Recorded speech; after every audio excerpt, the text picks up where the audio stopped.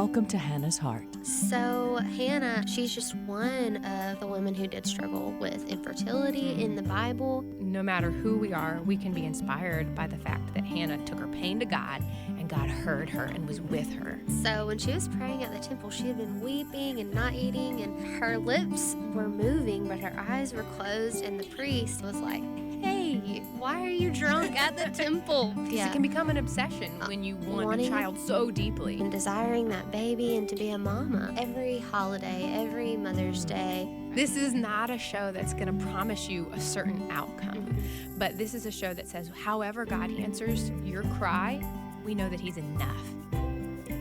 Hey, you guys, thanks for coming on and listening to Hannah's Heart. This is Anne that you're hearing today, and Kendra is not in studio with us today. At the time of this recording, she just had her second miracle baby just the other day, and so she is at home enjoying that sweet little love, and we will have her on again sometime in the next little while, and she can introduce y'all to her sweet baby that she just had. And so it's just me here in the studio today. I feel way more comfortable when Kendra's sitting beside me, but I'm so excited for her and for Eric, and just y'all be in prayer for her family as they get used to another sweet baby and a toddler running around, and we are just so excited for them. I do have on a special guest, though. I have followed this girl's story, goodness, since, a long time. I was still in the depths of infertility, wondering if I was ever going to have kiddos running around my house at the time that I started following her story. And she has just been a light to me and inspiring. And she doesn't even know these things, but my mom follows her, my sisters follow her.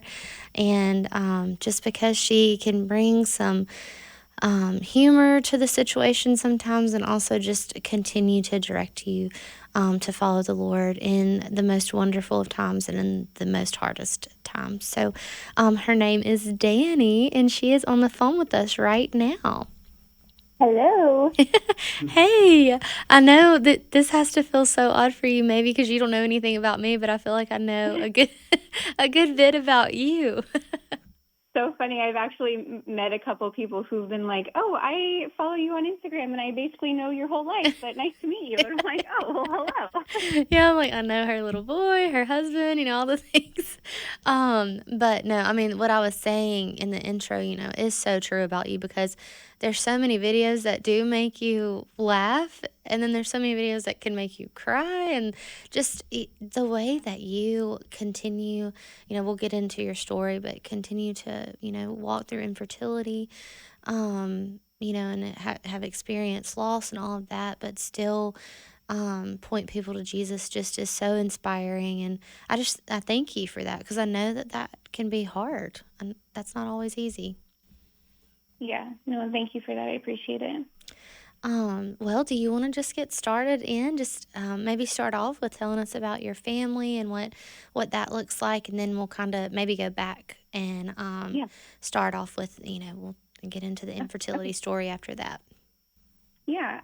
Okay. So, my name's Dani. I am 33 years old. I am married to my best friend. His name's Nick. We've been actually going to be celebrating our 10-year anniversary, wedding anniversary in March, but together for 14 years. Met him when I was 19 years old. He is a firefighter and in the Army National Guard, and we've been trying for a baby since 2017. We were just, your typical couple who thought it was going to happen for us like right away. Right. At the time, I was actually professionally cheering for the Arizona Cardinals, and I decided to stop right when we started trying, because, again, I thought it was just going to happen for us. And then here we are 8 years later, and Wow. We've had one pregnancy along the way that we unfortunately lost 8 weeks in, but about halfway through our infertility journey, so 4 years ago, I'll make it short just so we can get into it later, but we came across a little boy who was almost 3 years old and and needed a family to go to. So we decided to adopt him. And so we have been able to become parents along the way, but are still currently trying for a biological child in the meantime, and just kind of, just like living our life and trying to trust God and his will for our life and trying to stay obedient to that. And our little guy is 7 now. He's in first grade. It's wild to think of how big he is now. And just sharing my story and my faith and everything on Instagram since 2018. It's definitely been a wild ride, and I did not expect for it to turn into what it is. But God has definitely moved in that space, and I'm just really grateful to know that he's used my pain and, our situation for something far greater than I could have ever thought. So it's been a journey for real.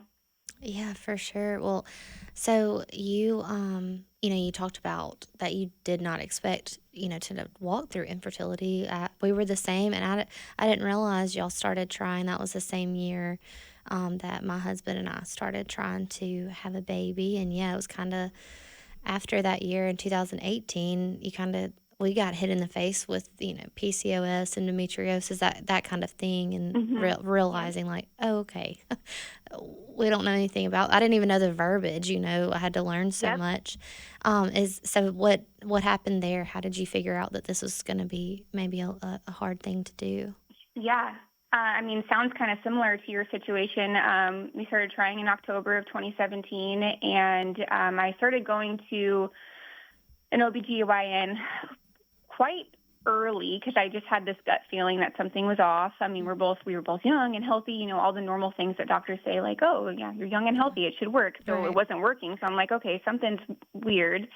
And I started going to an OBGYN. They, oddly enough, just instantly started putting me on Clomid, which looking back, I think that's kind of strange that was just very quick for them to throw at me. But I started doing Clomid for about 5 rounds. And I was ovulating successfully, but obviously just not achieving pregnancy. So after about 5 rounds, I was like, okay, this is not working. I think I'm going to go get a second opinion.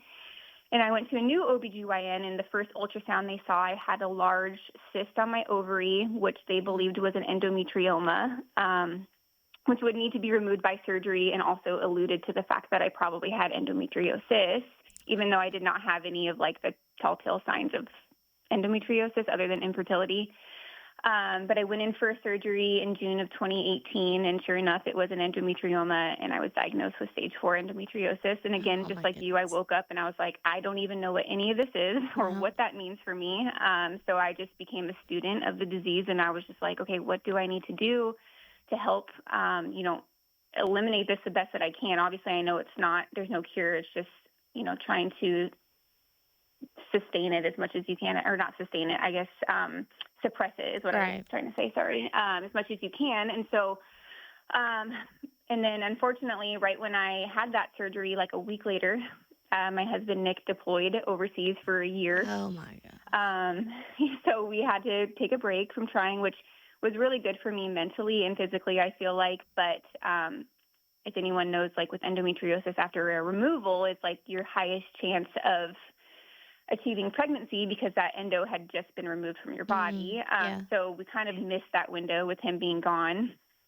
And when he got home, we tried for about 10 months and decided at that point, if we didn't achieve pregnancy, we were probably going to go talk to maybe a reproductive endocrinologist.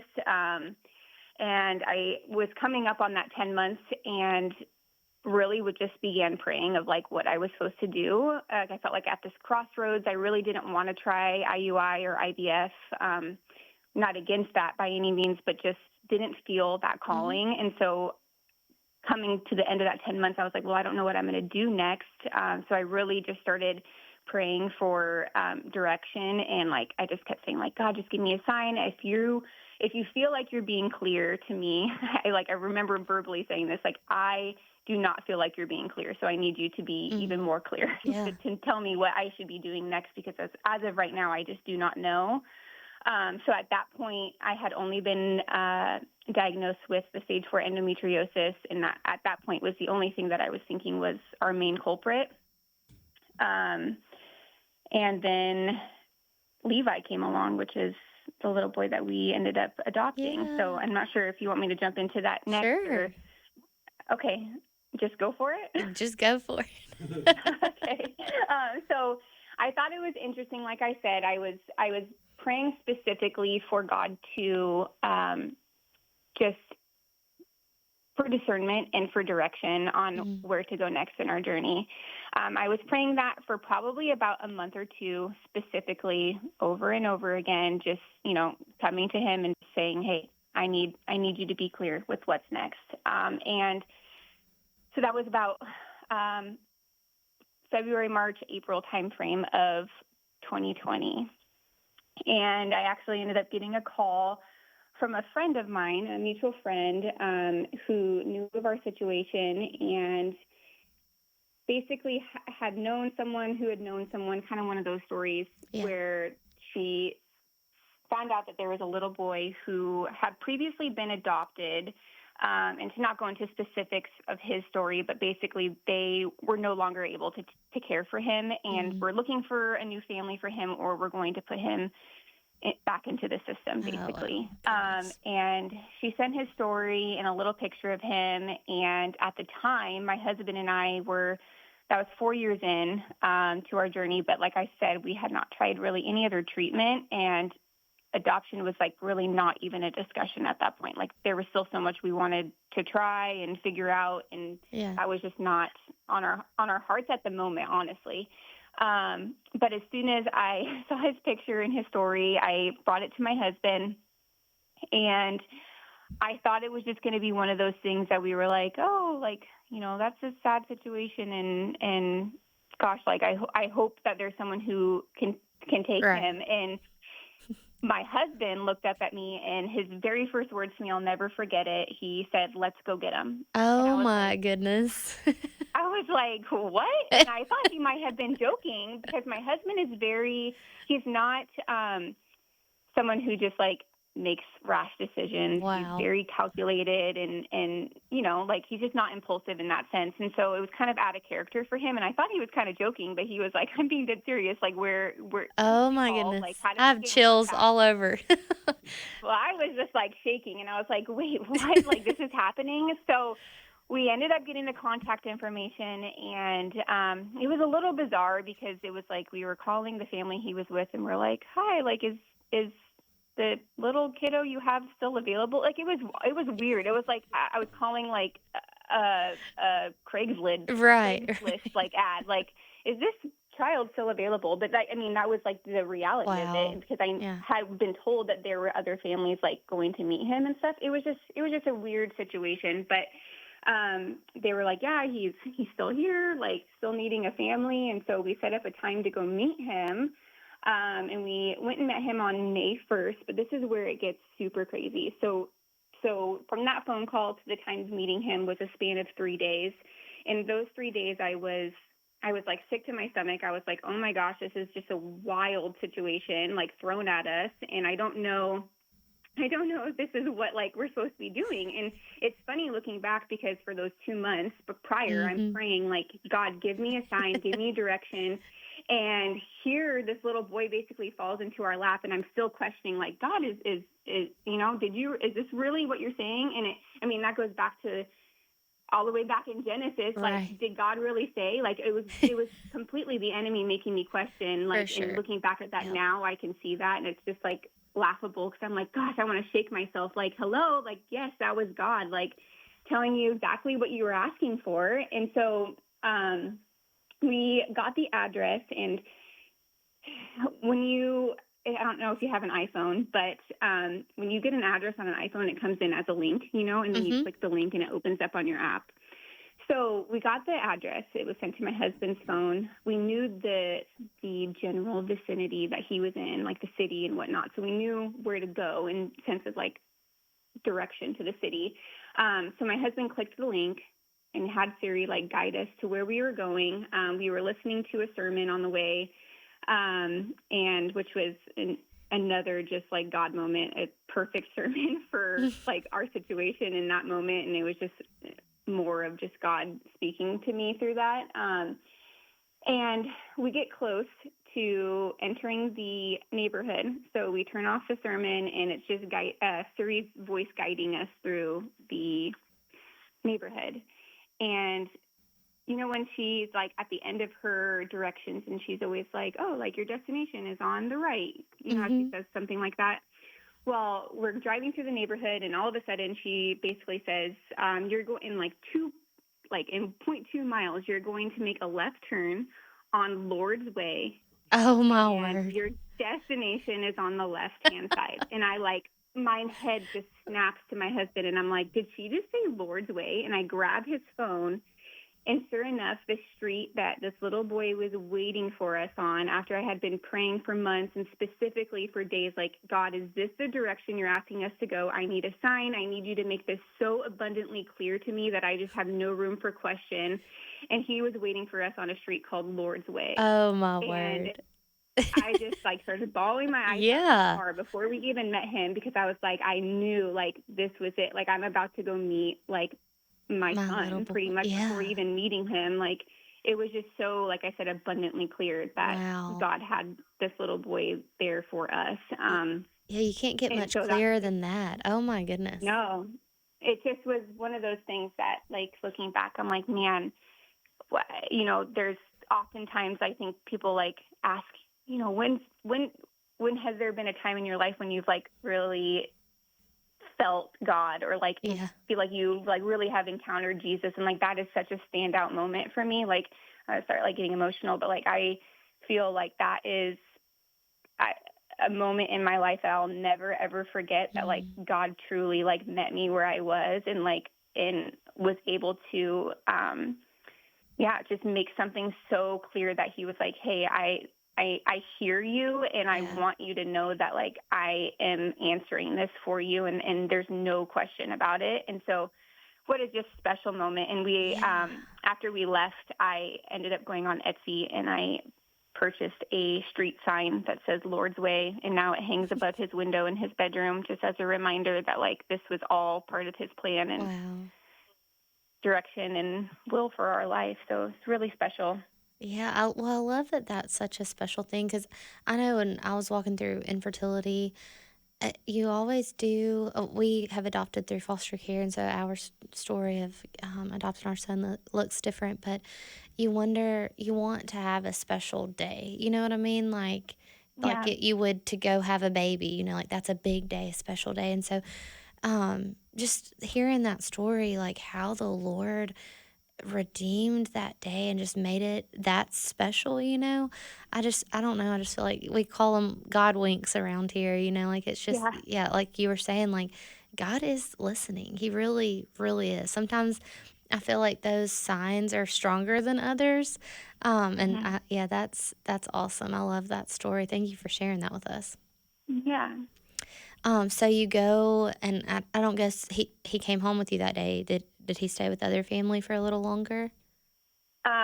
He actually, that was on May 1st of 2020, and he was living with us by May 20th of 2020. So 20 days after meeting him, we were parents to an almost 3-year-old. Oh, my goodness. During the middle of a pandemic. It was just a wild time of life. Yep, that is wild. The 3-year-olds are their own little characters anyway. I got one at home, so...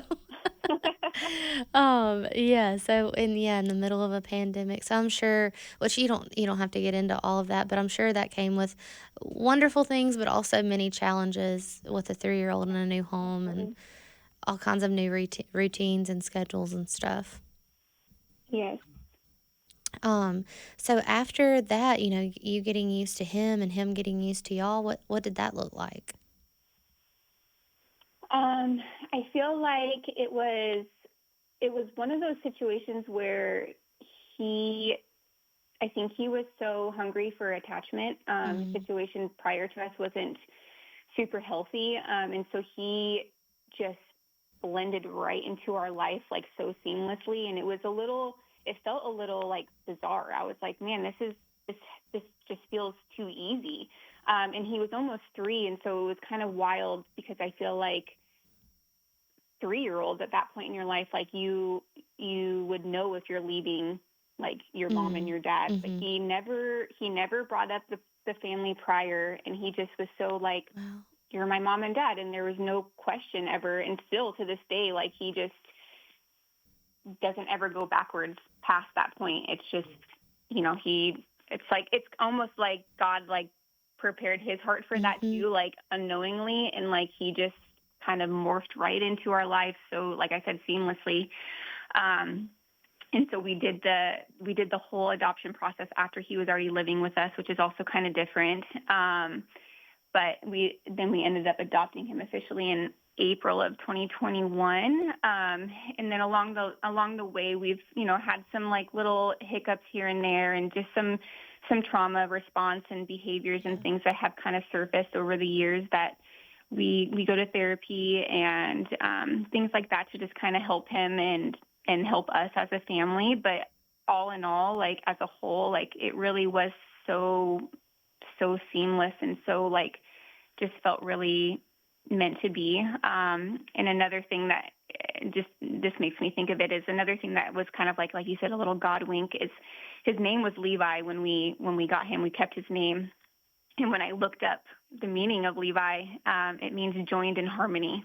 Oh. And so that was just another like, wow. And that's really kind of what it felt like. It was just like he joined us, and it was just this beautiful, like redemptive thing for both of us. Obviously lots of brokenness on both sides, but it was kind of like we helped kind of heal each other in that sense, Yeah, that's amazing. So after, he's adopted in 21, and y'all have continued to desire a biological baby of your own. And so what does that look like, still going through that? So we ended up going to a NAPRO doctor in 2021. And for those who may not know, NAPRO is natural procreation. It's just more of a natural approach to fertility treatments. I just have never, ever felt called to do IUI or IVF. So I was like, I really want to work with someone who is still like a professional, Right. but I'm just not ready to go down that other route. So I felt like NAPRO was a really good like step for us. And I'm still currently working with the same doctor I've been with since 2021. But once I started going to her, along with the endometriosis, we found out I have something called LUF, which is luteinized unruptured follicle syndrome. So essentially what happens is my follicles grow like they should, and what is technically supposed to happen at a certain point is the follicle is supposed to mature to a certain size, and then it'll rupture, which would then you'd be ovulating, and that's how you get pregnant. But for me, we found out via ultrasound that my follicle would grow to the mature size, but then instead of rupturing, it would basically either just keep growing a little bit or just stop and never rupture, and then it would just disintegrate on its own. So essentially I wasn't always ovulating because that follicle would just get kind of stuck. Like there was just some kind of miscommunication between follicle and brain. And they don't have a lot of reasoning as to why that happens. But our next step based off of those findings were to kind of help my body ovulate. And so I've tried a couple different medications like letrozole. I've done small dose injections of HCG. I've also done trigger shots, which is just like a higher dose of HCG to get you to ovulate. And we've had success with all of those things. Like my body would ovulate every time you would do those, but just never achieved pregnancy. So it's one of those things where we kind of just were going round and round and round.